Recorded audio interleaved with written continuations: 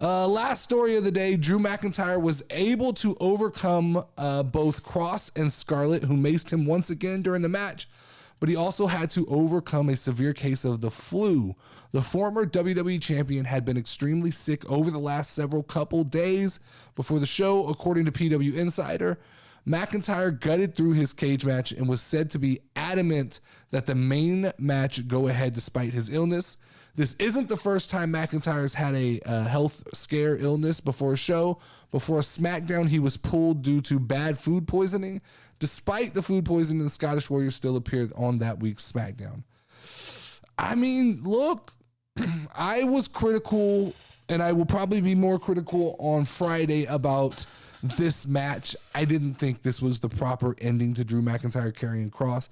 But then when you hear something like this, you go, hey man, that was pretty fucking good if this guy was dealing with the flu. This is not quite Michael Jordan-esque, but this is a big deal when a guy comes back and is able to work through something like the flu sucks. Being sick sucks. I can't imagine then going in there and getting slapped around and trying to climb a cage.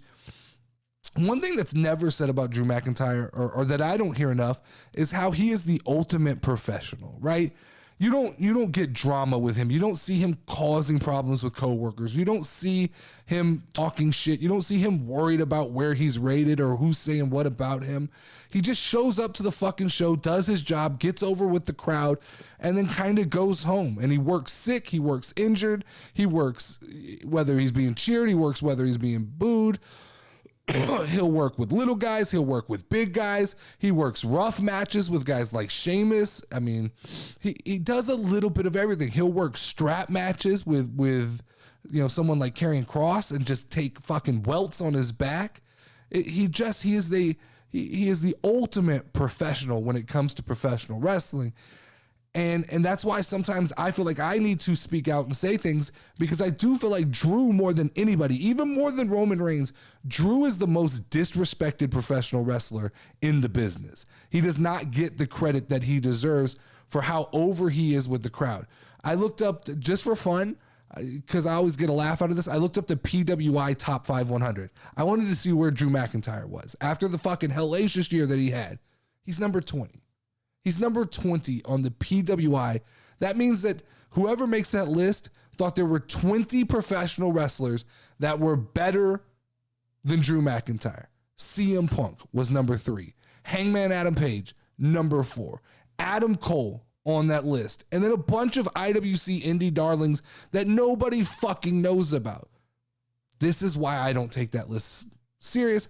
This is why most of casual wrestling fans get annoyed by IWC fans and IWC publications, because the reality is, when you just look at it, Drew McIntyre is top 5 most over in all of professional wrestling, from entrance to being able to talk, from size, from look, from ability to wrestle and sell a match. He's top 5 easy. You can't name me 5 guys who are more over and put on a better show than Drew McIntyre. I will fucking wait for somebody to give me 5 names, and don't give me a bunch of these IWC guys who don't sell tickets, who don't sell merch, because Drew McIntyre almost overtook, I think he overtook him for about a week, but I think by himself, Drew McIntyre almost led the WWE in merch sales right around Clash at the Castle.